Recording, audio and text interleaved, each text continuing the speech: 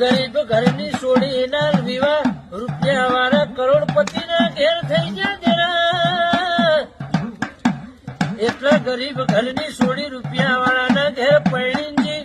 એટલે મહિનો 2 મહિના થયા ઘનશ્યામભાઈ દાડો જેમ શરીર છોડીનું હુકાવા મોડ્યું ભાઈ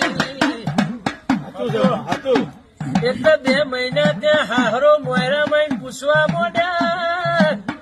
કે દીકરી બા હોય તો રેવા બંગલો છે હાથમાં માંડી મેળીએ